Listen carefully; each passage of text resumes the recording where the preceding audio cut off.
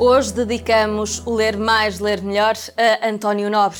Nascido no Porto a 16 de agosto de 1867, matriculou-se no curso de Direito na Universidade de Coimbra com 21 anos. Mas os desaires académicos levaram-no a partir para Paris, onde frequentou a Escola Livre de Ciências Políticas, licenciando-se em Ciências Jurídicas. Em 1893, ainda em França, lançou o livro de poesias intitulado Só. Nos versos desta obra empreende uma recuperação ao tempo perdido da infância e da adolescência decorrida em Lessa da Palmeira e nos arredores de Penafiel.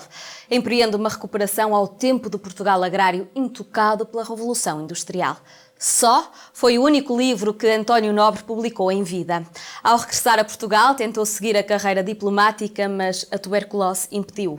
A principal contribuição de António Nobre para o simbolismo português foi a alternância do vocabulário refinado dos simbolistas com outro mais coloquial. No início, a sua poesia mostra uma certa influência de Almeida Garré e de Júlio Diniz. Porém, numa segunda fase, fica clara a influência do simbolismo francês. António Nobre morreu no Porto, a 18 de março de 1900. Tinha 33 anos. Primeiros versos e despedidas foram obras publicadas póstumamente.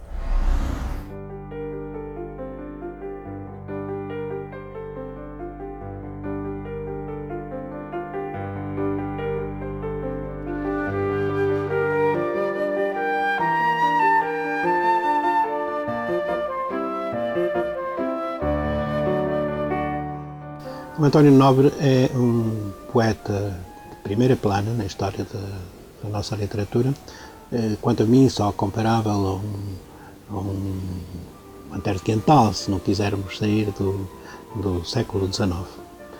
Mas é um poeta que inova muito mais do que o Antero de Quental. Ele traz para Portugal a lição dos simbolistas franceses, pelo menos na fase final da sua obra. Mas a temática poética do António Nobre, e nesse tempo podia-se falar de temas em poesia, coisa que hoje é muito discutível, era de alguma forma a temática tradicional.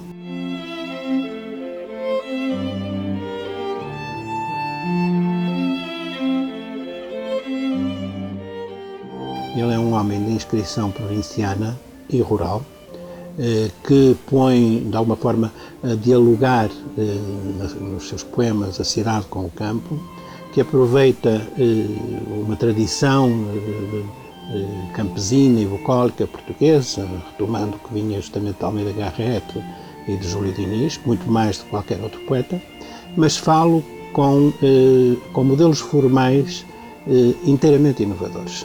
Ele traz para a poesia uma coisa que estava afastada dela pela tradição romântica, que é a dimensão da prosa. Portanto, muita da poesia do António Nobre é prosaica, na melhor acessão da palavra, o que terá criado, e criou mesmo, grandes choques na sua época.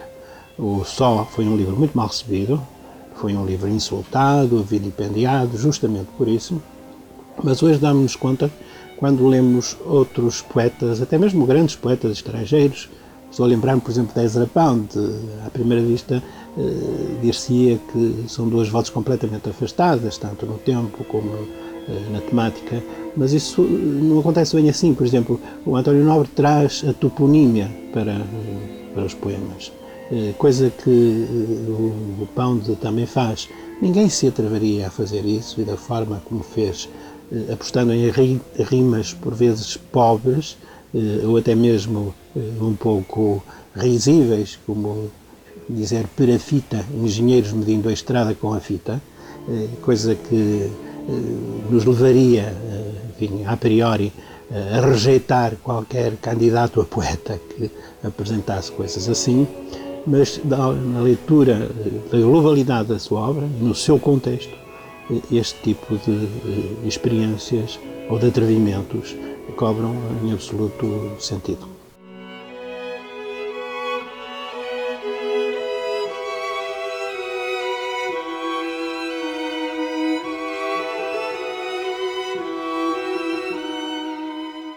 Viveu muito pouco, é um daqueles casos em que nos interrogamos sobre qual teria sido o seu destino como autor se tivesse vivido mais anos. Uma pergunta que podemos formular também relativamente a um pintor da estatura do Henrique Poussin, que morreu ainda mais novo que António Nobre, aos 25 anos. Mas eu acho que não vale a pena realmente fazer essa pergunta, não é? É um tipo de questionamento que eu julgo um bocado ocioso e talvez até mesmo insultuoso para a figura do poeta. Se ele tivesse vivido mais, provavelmente não teria escrito só. E se o escreveu foi porque, de alguma forma, ele antecipava as balizas temporais que lhe tinham sido conferidas e aproveitou-as da melhor maneira possível.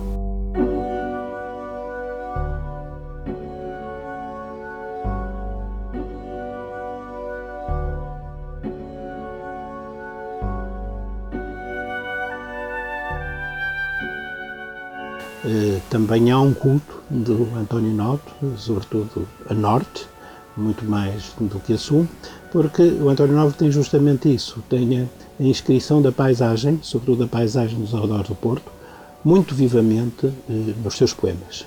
Também a paisagem de Coimbra, mas lugares como a Boa Nova, a Lessa da Palmeira, aparecem aí com uma forma muito ilustrativa e com marcas que ainda hoje são visíveis. Isso torna muito contemporâneo nosso. E, sobretudo, nessa zona da Lessa da Palmeira, ainda há pessoas, eu conheço inclusive pessoas muito jovens que têm esse culto vivíssimo do António Nobre, justamente porque tropeçam nos seus versos quando caminham pelas ruas antigas dessas localidades ou quando se confrontam com o mar que é esplêndido, sobretudo nos dias tempestuosos, e que o António Nobre cantou como ninguém.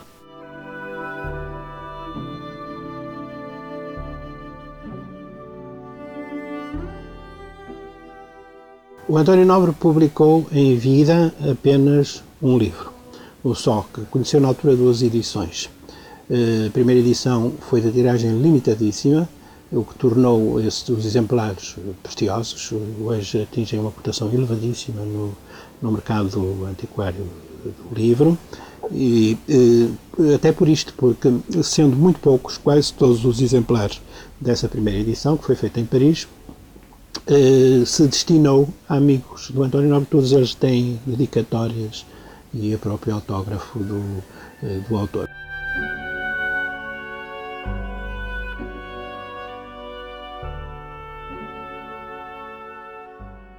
São fotocópias de poemas de António Nobre, poemas da juventude, ou mesmo até da adolescência, alguns deles, não é?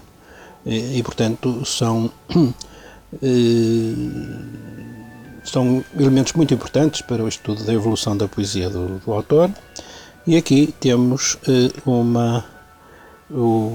conjunto de provas revistas pelo próprio poeta do Só, provas do Só.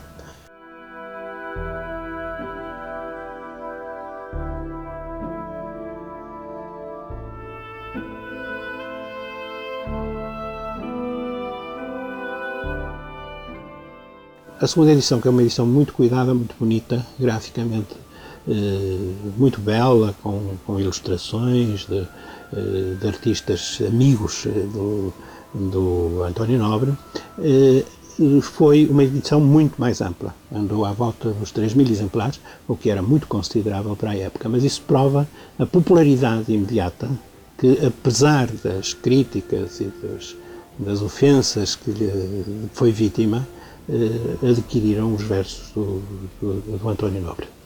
Realmente, quando o Fernando Pessoa nos chama a atenção para a circunstância de se tratar do primeiro grande poeta europeu, quando ele diz que quando ele nasceu todos nós nascemos, hoje temos que ler isso como uma afirmação inteiramente verdadeira, que não é apenas ditada pela paixão de um poeta por outro poeta. É ditada por um estudo consciencioso da sua obra e pela percepção de que ele tinha tocado, digamos, dimensões da criação poética a que ninguém tinha chegado.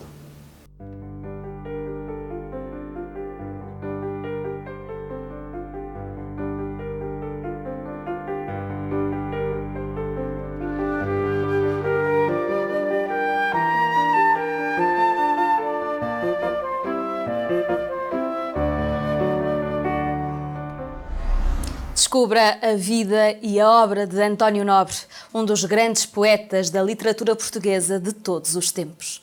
Até amanhã.